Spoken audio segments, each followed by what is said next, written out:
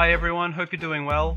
I'm here to preview a few things I've been working on, primarily photogrammetry models. It's actually been really enjoyable to be able to travel to some interesting spots, take a bunch of photos, bring them home and process them into some photogrammetry models. Some of these models I've been turning into 3D renders, that's been fun.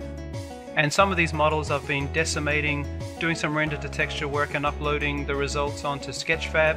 I've got a Sketchfab account now, so I'll leave a link to that in the video description. I've been studying a little WebGL and some 3.js and making some real-time content to play on web browsers. That's been pretty difficult, and in contrast, Sketchfab has been really fun to use, and the process has just been easy to get your content up and ready for other people to see. So I've been learning a lot and making a big mess of things and just getting in there. So why don't you let me know what you've been working on and what kind of success or difficulties you've been having with it. Looks like social media is increasingly dying, so we've got to try and keep in touch and keep some sort of community aspect going if we can. Anyway, here we go. Creating a parametric style bench.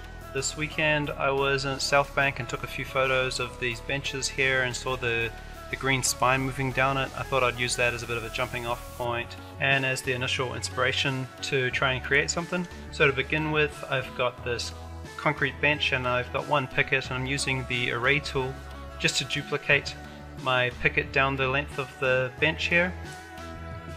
One tool that I've been working to create is a transform iterator. It's more like a utility where flag an object's name, and then by recognizing similarly named objects, it can then iterate transforms across that array of objects. So what you'll see is that it's doing a pretty good job of applying a smooth amount of transform across a collection of objects. Now I'm unifying their pivots to the edge of the bench and iteratively rotating the bench to be the top parts of the seat wherever it's horizontal.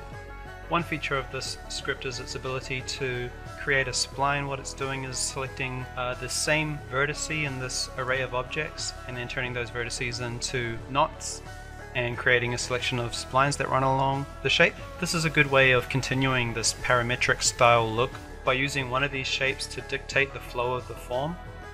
And in this case I'm going to be just duplicating one of these pickets and then using the spacing tool to duplicate this object down the length of the bench. Actually, you'll see here I'm moving this shape into its correct position, but actually that's a bit of a waste of time because once you use the spacing tool, then you'll have to offset all of the object's positions again. So here I am selecting those newly created objects and just using a bit of transform type in to give a consistent gap along this bench.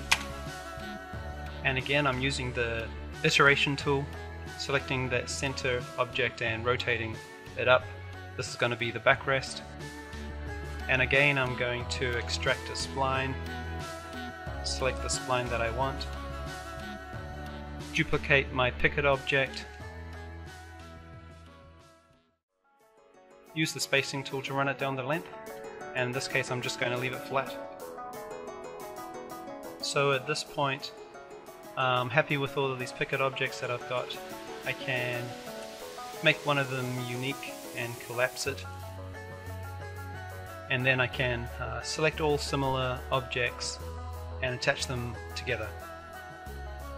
Next thing I'm going to be looking at is just getting some symmetry on this shape, so I add in a slice modifier and the symmetry modifier.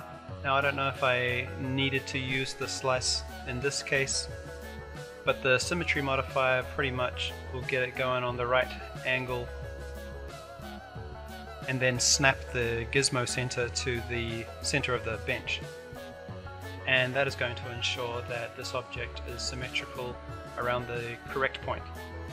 Now basically this is the completed form, and what I'll do is create some options on top of this. I'm going to use some parametric modifiers to create some variations of this shape.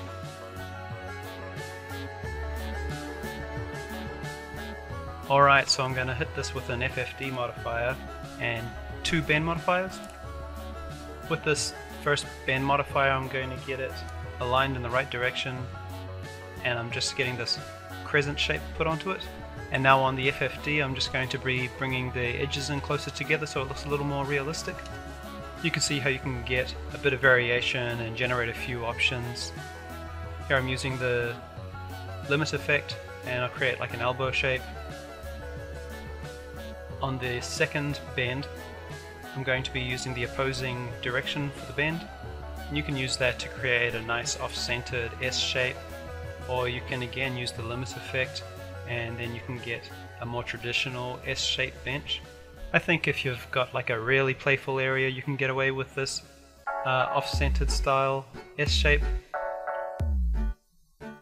Otherwise, just having an S shape, that's more of an informal shape as well, so it still looks fun and it's interesting. But let's take a look at the options that we've created. We've got this interesting S shape, we've got the more formalized S-shaped bench, we've got an elbow style, and we've got a crescent.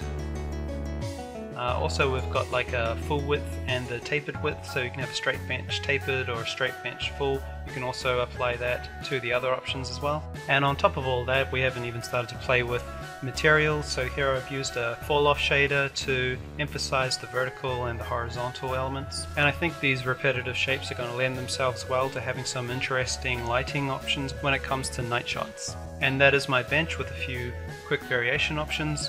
I'm going to keep working on this transform iterator tool. I think it's quite useful for creating some interesting variation. I'll be really happy to release it in the future. Check out my website if you're interested. I hope to be back soon with some more tools and some interesting visuals. So stick around and I'll see you soon.